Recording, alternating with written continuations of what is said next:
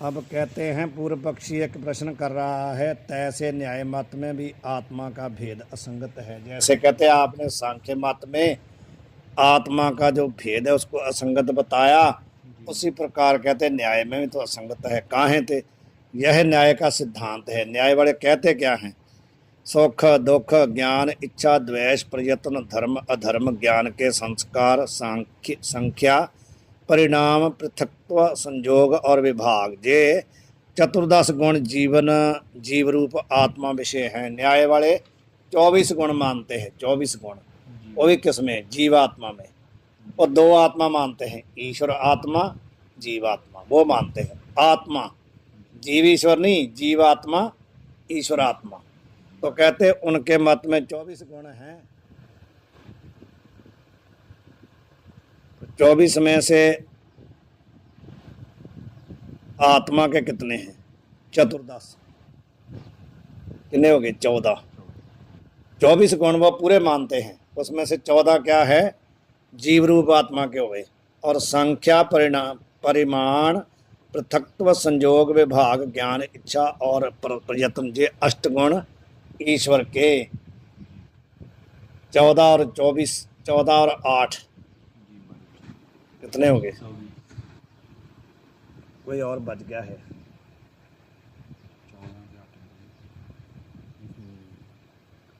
चलो अभी देख लेंगे बाद में। मानो ये हो गए 14 गुण जीवात्मा के और 8 गुण ईश्वर में है। इतना भेद है। ईश्वर के ज्ञान इच्छा और प्रयत्न नित्य हैं, जीव के तीनों अनित्य हैं। ज्ञान इच्छा और प्रयत्न ईश्वर में भी हैं, जीव में भी है, परंतु ईश्वर के ज्ञान इच्छा और प्रयत्न नित्य हैं और जीव के अनित्य हैं, क्योंकि जीवात्मा को अनित्य मानते हैं, ईश्वर आत्मा को नित्य मानते हैं। ईश्वर व्यापक है और नित्य है, जीव नाना है और संपूर्ण व्यापक है, नित्य हैं। और जीव का ज्ञान अनित्य है। जानते जब ज्ञान गुण होवे तब तो जीव चेतन है, और ज्ञान गुण का नाश होवे तब जीव जड़ है। वो कहते हैं जीवात्मा जब उत्पन्न होती है उसके बाद उसमें ज्ञान गुण आता है। न्याय बड़े ऐसा बोलते हैं कि ज्ञान उसमें बाद में पैदा होता है। तो जब तक ज्ञान गुण रहेगा तो जीवात्मा कहते हैं भाई तब तक तो वो ज्ञान, जब उसमें ज्ञान गुण है तब तक तो चेतन है। तो जब ज्ञान गुण उसमें से खत्म हो गया तो जीवात्मा जड़ हो जाएगा। ईश्वर जीव की न्यायी आकाश काल दिशा और मन नित्य है। इसी प्रकार कहते हैं जय ईश्वर और जीव की न्यायी आकाश काल दिशा और मन, ये 4 पदार्थों को वो नित्य मानते हैं। पृथ्वी जल तेज वायु के परमाणु नित्य हैं। 2 प्रकार के तत्व मानते हैं वो। पृथ्वी 2 प्रकार की, आकाश भी 2 प्रकार का, जल भी, पांचों को 2-2 प्रकार का मानते हैं। वो कहते हैं कार्य रूप जो तत्व हैं वो तो अनित्य हैं, जो परमाणु रूप हैं, क्योंकि वो सृष्टि परमाणुओं से मानते हैं। जैसे साइंटिस्ट लोग हैं ना परमाणु को मानते हैं, न्याय वाले भी परमाणु से ही सृष्टि मानते हैं। वो कहते हैं जब प्रलय होती है ना तो परमाणु शेष रहते हैं।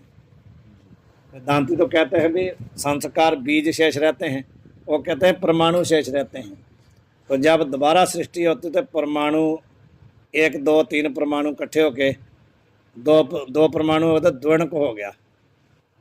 इस प्रकार कहते परमाणु जो है इकट्ठे हो के, परमाणु को वो कहते हैं नष्ट नहीं कोई कर सकता। जैसे कहते हैं परमाणु को कोई तोड़ नहीं सकता, कहते हैं ना साइंस वाले, उसी प्रकार वो कहते हैं कि परमाणु को नष्ट नहीं कोई कर सकता, परमाणु नित्य है।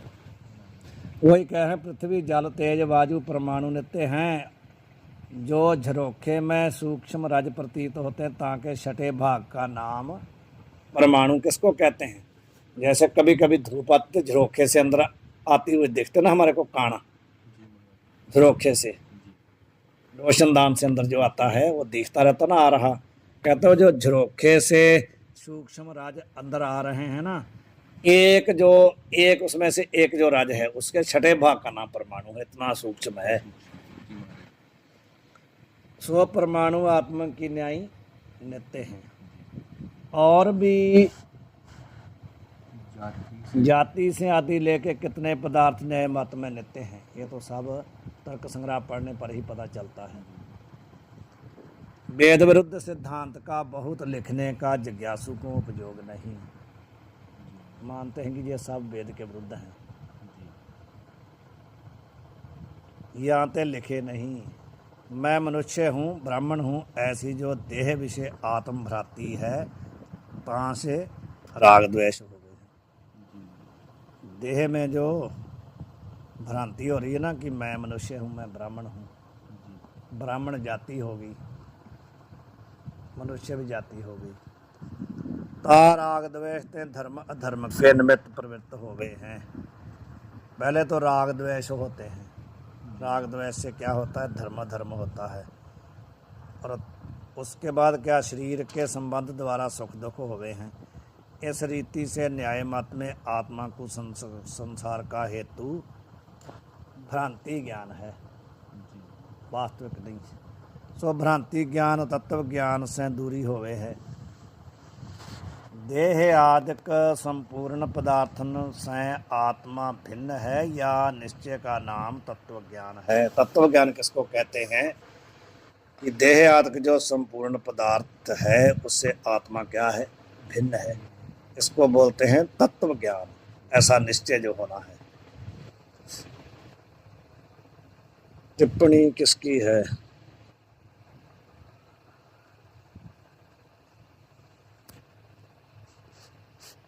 ये भिन्न की टिप्पणी है। भिन्न की टिप्पणी कहते हैं यहाँ यह विशेष है, नैयायिक मत में तत्व ज्ञान का हेतु क्या कहा है, मनन। आत्मा इतर पदार्थन तय भिन्न है, आत्मा होने तय जो इतर पदार्थन तय भिन्न नहीं किंतु इतर पदार्थ रूप है, सो आत्मा नहीं, जैसे घट है। यह व्यतिरेक अनुमान है।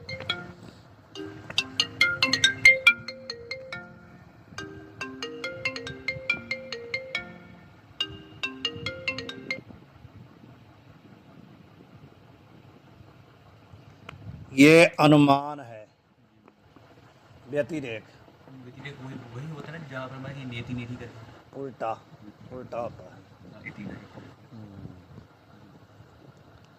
व्यतिरेक अनुमान बता रहे हैं। कैसा अनुमान करते हैं, आत्मा इत पदार्थ से भिन्न है, आत्मा होने ते। बहुत ज़्यादा इसको खोलेंगे तो समझ में तो आएगा नहीं, ये तो जो तर्क संग्रह में देखेगा उसी को समझ में आएगा। वही प्रत्यक्ष खंड में आता है, वो जो तर्क संग्रह का प्रत्यक्ष खंड है ना, उसमें आता है अनुमान, व्याप्ति जिसको बोलते हैं, अनुमान उसमें आता है। तो इसमें आत्मा इतर पदार्थ भिन्न है, ये क्या हुआ, पक्ष। आत्मा होने तय ये क्या हुआ, हेतु। यह क्या हुआ, हेतु। जो इतर पदार्थ भिन्न नहीं किंतु इतर पदार्थ रूप हैं, सो आत्मा नहीं, जैसे घट। यह क्या हुआ, उदाहरण। एक पक्ष, एक साध्य, एक हेतु, एक उदाहरण, चार होते हैं।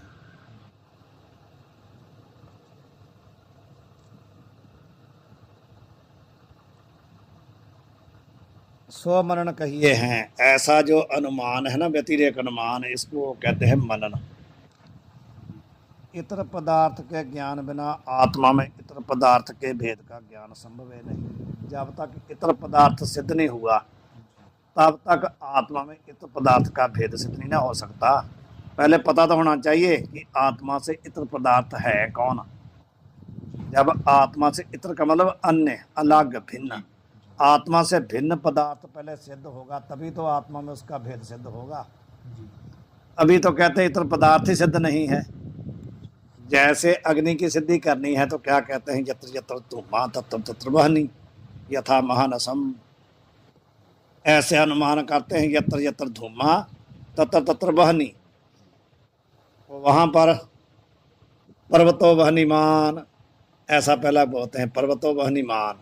ऐसा किसी ने बोला, पर्वतो वह्निमान धूमत्वात्, ऐसा अनुमान करते हैं, पर्वतो वह्निमान धूमत्वात्। पर्वत अग्नि वाला है, धुएं वाला होने से उसमें से धुआं निकल रहा है ना पर्वत से, तो धुआं क्या हुआ? हेतु किसका? अग्नि का। और अग्नि सिद्ध नहीं है अभी, सिद्ध तो नहीं हुई ना भी अग्नि है वहां। ये तो ऐसा किसी ने बोला जिसको नहीं पता भी पर्वत में वह नहीं होती, वो जा रहा था उसके साथ में, ये तो अनुमान हो रहा महाराज। तो जा रहा था जिसके साथ में उसको मालूम था, उसको उसने पूछा भी वो सामने पर्वत में क्या है, तो उसने कहा कि पर्वतो वहनीमान धूमत्वात्। वो जानता था कि जहाँ जहाँ धुआं होता वहाँ वहाँ अग्नि होती है, तो उसने उसको बताया, लेकिन उसको अभी मालूम तो नहीं ना भी अग्नि है वहाँ, वो तो उसके कहने से समझ रहा है ना। तो फिर उसने कहा मेरे को समझाओ, कैसे समझाओ? तो उसने कहा जत्र जत्र धूमा तत्र तत्र बहनी यथा महानसम। महानसम का तो था रसोई। वो कहते हैं जहाँ जहाँ धुआं होता वहाँ वहाँ अग्नि होती है, जैसे रसोई में। ऐसे कहा, ऐसे ये दृष्टांत दे रहे हैं, ऐसे ही है ये कहते इत्र आत्मा इत्र पदार्थ तय भिन्न है आत्मा होने ते। जो इतर पदार्थ से भिन्न नहीं, किंतु इतर पदार्थ रूप में सो आत्मा नहीं। ये तो उल्टा ना, यत्र यत्र धूमा भावा तत्र तत्र वहन्या भावः, ऐसा उल्टा है, व्यतिरेक अनुमान है ये, व्यतिरेक। तो अब नीचे कह रहे हैं इत पदार्थ के ज्ञान बिना आत्मा में इत पदार्थ के भेद का ज्ञान संभव है नहीं। काहे ते जिसका अन्य विषय भेद होवे सो भेद का प्रतियोगी। एक प्रतियोगी होता है, एक अनुयोगी होता है। ये सब न्याय है। अब यहाँ घूम जाएगी फिर की, नहीं समझ में आएगा। जिसका अभाव होता है वो होता है प्रतियोगी, जिसमें अभाव होता जो वो होता है अनुयोगी। जैसे घट में पट का अभाव है। घट में क्या है? पट। पट को किसको बोलते हैं? कपड़े को। घट में पट नहीं ना है, तो जो पट है उसके अभाव का प्रतियोगी कौन हुआ? पट। अनुयोगी कौन हुआ? घट।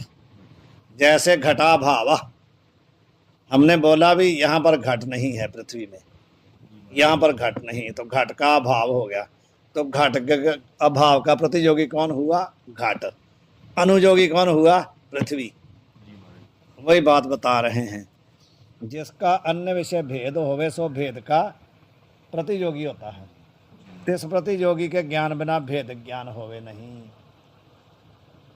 जब तक आपको प्रतियोगी का ज्ञान नहीं है तब तक उसके अभाव का ज्ञान ही ना हो सकता। तो कह रहे हैं कि जब तक आपको प्रतियोगी का ज्ञान नहीं तो भेद का ज्ञान नहीं होता। यहाँ ते आत्मा में इतर पदार्थन के भेद की अनुमिति रूप मनन का उपयोगी, इतर पदार्थ का निरूपण भी तत्व ज्ञान का उपयोगी है, ऐसे मानते हैं। वो कहते हैं इतर पदार्थ का भेद सिद्ध करना, तो इतर पदार्थ के भेद के प्रतियोगी कौन हुए? इतर पदार्थ। इतर पदार्थ के ज्ञान बिना उसके भेद का सिद्ध नहीं हो सकती। सो संभव है नहीं, कहते हैं ऐसा जो मनन मानते हो संभव नहीं है। काहे ते श्रवण किए अर्थ के निश्चय के अनुकूल जे प्रमेय मत संदेह की निवर्तक युक्तियां हैं, जिनके चिंतन को मनन कहे हैं। वो कहते हैं हमारे मत में वेदांती किसको मनन कहता है? वेदांती कहता है कि श्रवण किए अर्थ के निश्चय के अनुकूल, जो आपने अर्थ श्रवण किया ना, निश्चय किया, उसके अनुकूल प्रमेय मत संदेह की निवर्तक। प्रमेय मत, प्रमेय होता विषय, उस विषय के मत में जो किया संदेह, संशय, उस संशय की निवर्तक जो युक्तियां हैं उनके चिंतन को क्या कहा जाता है? मनन। जो आपको प्रमेय में संशय है उसकी भाव निवृत्ति करने वाली युक्ति को कहते हैं मनन। वेदांत के अनुसार श्रवण किए अर्थ का निश्चय करना, जो अर्थ आपने सुना है ना उसका निश्चय करना है असली श्रवण, उसको बोलते हैं असली श्रवण। कान से सुन लेना ही श्रवण नहीं है। श्रवण तो ये भी है, कान से सुनना भी श्रवण है, परंतु वेदांती किसको श्रवण कहते हैं? श्रवण किए हुए अर्थ का निश्चय, उसको कहते हैं श्रवण। उस निश्चय अर्थ में कोई जो संशय पै जाता है, कोई अब निश्चय किया तो मानो श्रवण किया आपने, निश्चय किया है, पर निश्चय करने के बावजूद भी उसमें आपको कहीं ना कहीं संशय है। जी महाराज। उस संशय को निवृत्त करने वाली युक्ति को क्या बोलते हैं? मनन। इसलिए कहते हैं श्रवण के बाद क्या करना चाहिए? मनन का मतलब क्या होता है? श्रवण में जहाँ आपको संशय है उसकी निवृत्ति करना, यही मनन है। जी महाराज। तो मनन से वो अर्थ निश्चय होता है, पक्का होता है। यही कह रहे हैं। ज्ञान से अनर्थ होवे है, नहीं कहाँ चल गया, उसको मनन कहते हैं। और भेद ज्ञान से अनर्थ होवे है। सर्व खल विदम ब्रह्म इत्यादि श्रुति वाक्यन तय अभेद में सकल वेद का तात्पर्य है। एक श्रुति दी है सर्वम खल विदम ब्रह्म, कहते इत्यादि की जो श्रुतियां हैं उनका तात्पर्य कहाँ है? अभेद में, भेद में नहीं है। द्वितीयाद्वै भयम भवति, ये भी श्रुति है। मृत्यो समृत्युमाप्नोति य इह नानेव पश्यति, यो यहाँ पर नानात्व देखता है। वो कहते मृत्यु से मृत्यु को प्राप्त होता है, मरता है जन्मता है, मरता है जन्मता है। मृत्यो समृत्युमाप्नोति, मृत्यु से मृत्यु को प्राप्त होता है। कौन? य इह नानेव पश्यति, इह इस लोक के, या अस्मिन पदार्थ शरीर में अथवा ब्रह्मांड में जो नानात्व देखता है, शरीर में जो नानात्व देखता है वो क्या है? मृत्यु सा मृत्यु मापनोती, बार बार मरता जन्मता है। इत्यादि वाक्यंते भेद ज्ञान की निंदा करी है। देखो भेद ज्ञान की निंदा की कि नहीं की? यहाँ ते भेद ज्ञान को साक्षात व तत्व ज्ञान द्वारा प्रसात जनकता संभव नहीं। भेद ज्ञान को आप तत्व ज्ञान नहीं मान सकते, तत्व ज्ञान का जनक नहीं मान सकते कि भेद ज्ञान से तत्व ज्ञान होगा, ऐसा नहीं मान सकते। मनन पद से भी आत्मा से इतर पदार्थन के भेद की प्रतिरूप अर्थ होवे नहीं। मनन से भी कहते आत्मा से इतर पदार्थ के भेद की प्रतीति रूप अर्थ सिद्ध नहीं हो सकता, किंतु मनन पद का चिंतन मात्र अर्थ है। वाक्यांतर के अनुसार से अभेद चिंतन में मनन शब्द का पर्यवसान परिसमाप्ति है। वाक्यांतर से कहते हैं कि जो अभेद चिंतन में मनन शब्द का पर्यवसान है, समाप्ति है। किसमें? चिंतन में। भाव मनन का अर्थ है चिंतन, श्रवण की अर्थ का चिंतन। किसी प्रकार कर आत्मा में इतर पदार्थन का भेद मनन शब्द का अर्थ संभव है नहीं। आप कहते हैं कि मनन शब्द का अर्थ है कि आत्मा में इतर पदार्थ का भेद निश्चय, लेकिन ऐसा संभव नहीं हो रहा। किंबा एक तो ये बताया, दूसरा इतर पदार्थ के ज्ञान से ही जो पुरुषार्थ के साधन तत्व ज्ञान की प्राप्ति होवे तो सकल पुरुषन को तत्व ज्ञान की प्राप्ति होनी चाहिए। कहते यदि आप ऐसा ही मानते हो कि इतर पदार्थ के ज्ञान से ही पुरुषार्थ की भाव मोक्ष का जो साधन है तत्व ज्ञान, उसकी प्राप्ति होती है, यदि ऐसा मानते हो तो फिर सभी जितने प्राणी हैं सबको तत्व ज्ञान हो जाना चाहिए। अथवा किसी को नहीं होगी, या तो सबको हो जाए या किसी को भी ना हो। ये क्योंकि किसी को हो रही है किसी को नहीं हो रही है, ऐसा क्यों? वो दिखाते हैं। जो इतर पदार्थ का सामान्य ज्ञान तत्व ज्ञान विखे अपेक्षित होवे तो सामान्य ज्ञान सर्वपुरुषन को है। सभी को मालूम है कि नहीं? सामान्य रूप से तो हर एक पदार्थ का हर एक को ज्ञान है, तो इसलिए सबको ही कहते हैं मोक्ष मिल जानी चाहिए सामान्य रूप से। यहाँ ते इतर पदार्थन के ज्ञान पूर्वक इतर पदार्थन के भेद ज्ञान ते सर्व को तत्व ज्ञान हुआ चाहिए, नहीं ना होता। सर्व पदार्थन का असाधारण धर्म, एक धर्म विशेष धर्म स्वरूप जो विशेष रूप है, तिस विशेष रूप ते इतर ईश्वर बिना असाधारण धर्म ते सकल इतर पदार्थन का किसी को भी ज्ञान संभव है नहीं। कहते हैं भी हर एक आदमी को नहीं होता है। सर्व पदार्थों का असाधारण धर्म, एक तो सब में जैसे मनुष्य है, जितने मनुष्य हैं सब में एक साधारण धर्म है मनुष्यत्व, सभी में है ना मनुष्यत्व, लेकिन ब्राह्मणत्व सब में नहीं है। क्षत्रिय तो सब में नहीं है। मनुष्य तो उनका सामान्य धर्म है, और क्षत्रियत्व, ब्राह्मणत्व, शूद्रत्व ये क्या है? असाधारण धर्म। तो कहते हैं कि सभी पदार्थों का असाधारण जो धर्म है ना, वो है तेस विशेष रूप तय इत्र ईश्वर बिना। वो जो विशेष रूप है ना, विशेष रूप तय इत्र ईश्वर बिना असाधारण धर्म तय सकल पदार्थन का किसी को विज्ञान संभव है नहीं।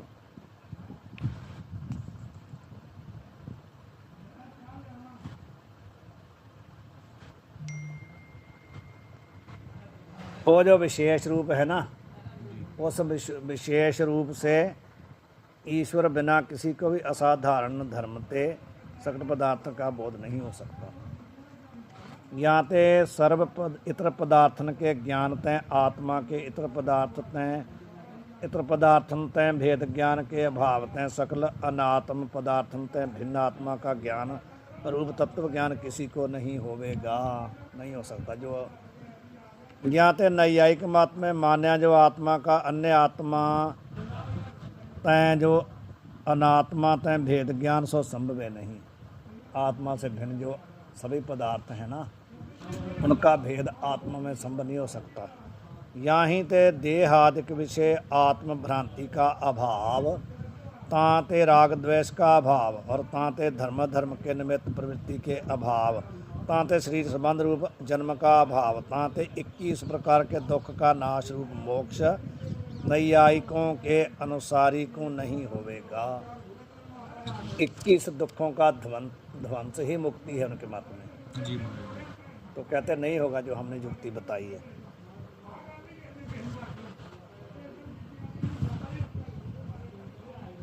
किंतु महावाक्य रूप श्रुति अर्थ के गोचर अभेद ज्ञान ही कारण सहित अनर्थ की निवृत्ति पूर्वक परमानंद की प्राप्ति रूप मोक्ष का हेतु है। तो सिद्ध क्या हुआ? सिद्ध ये हुआ कि महावाक्य रूप जो श्रुति अर्थ है ना, उस अर्थ के गोचर कौन है? अभेद ज्ञान। तो